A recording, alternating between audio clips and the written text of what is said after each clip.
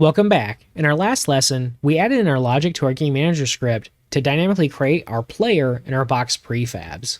So now the last step we need to take is we need to add in logic to handle our player input and then pass that on to our Sokoban game instance. Once we do this, we should be able to play our full level of Sokoban.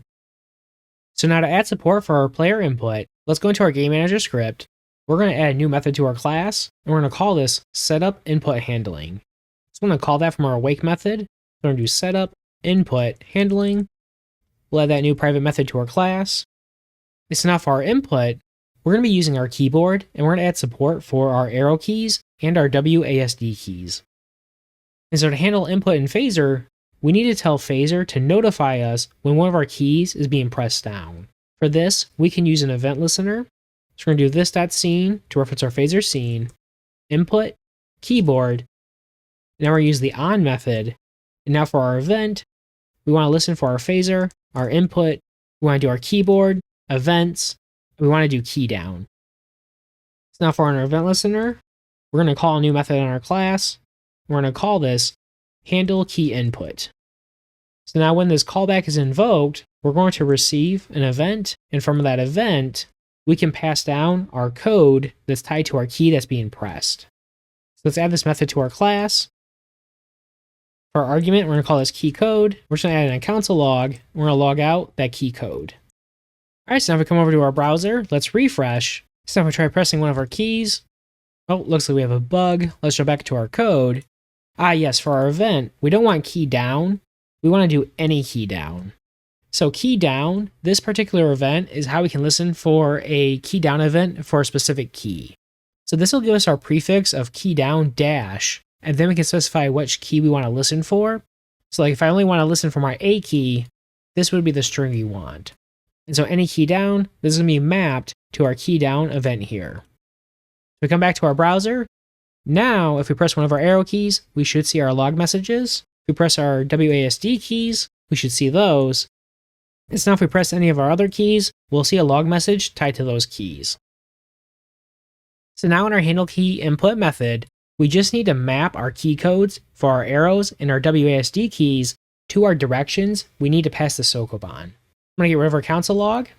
Let's do a switch statement. For our switch statement, we'll do our key code. So for our first case, we'll have our arrow up, and when we press our arrow up key, our direction will be equal to the string up. So we'll need to create that variable, so we'll do let direction equal null. Besides our arrow up, we'll also want to do our W key, so we'll add in one more case. And so we'll do our key, our W key, and this will give us our direction up. So now we just want to do our break statement. Let's copy this block of code. We'll paste it. We'll paste it 3 more times. And now we just want to do our other directions. So we'll have our arrow down. It'll be our S key. Our direction will be down. We'll have our left direction. So we'll have our arrow left. Our A key. Now we want to go right. So we'll have our right key. And we'll have our D key. And so now if our direction is not null, now we want to move our player. So we'll just do if our direction does not equal null. Then we're going to call a new method in our class. We're just going to call this move player, and we'll pass in our direction. Let's add in that method. So we'll do move player, and we'll receive our direction string. Let's just do a console log. We're going to log out our direction. Oh, we just need to fix our variable. So this should be direction. Now if we save, now if we test our game, if we press our arrow keys, we should see our log message. If we do our WASD keys, looks like we have an issue. Oh, for our arrow down, this needs to be S. Let's try again. Much better. And now if we press our other keys on our keyboard, we shouldn't see our log message. Now that we have our input working, we just need to connect this to our Sokoban game. So for our Sokoban game, we're going to want to call our move player method and pass in that direction. So our method is going to return our Boolean value if we can move our player. So from our game manager script, we'll want to call our move player on our game instance, and if the move was successful, then we'll need to update the visuals in our game. So let's remove our console log, make a new variable. We'll do move successful. We're going to set it equal to our Sokoban game instance. We're going to call move player. We want to pass our direction. So if our move was not successful, then we just want to return early. Otherwise, we need to update our player and our box's positions in our game. So for that, we'll make a new method. We're just going to call this update visual positions. We'll add that method to our class. Now in our method, we'll want to get a copy of our game state. So do const game state will be equal to this, our Sokoban, get game state. And now we just need to update our player's position. So now to update our player's position, we'll need to grab that from our game state and then take our tile coordinates and convert it to our tile world position, just like we did when we created our player. So for that, I'm going to copy our code from our create player. We'll paste that down here. We'll want to reference our game state. So do our game state, our player position, our X, our game state, player position, and then our Y value. So now that we have our X and Y coordinate, we can update our X and Y value on our player prefab. So we'll do our player prefab. We're going to call the set position method, and now we can pass in our X and Y. So we'll do our player position X, our player position Y. Finally, we just need to do the same thing for our box positions. So for that, we need to loop through our boxes. So we're going to do for let I equal 0. If I is less than our box prefabs, we want to grab our length. Then we want to increment I.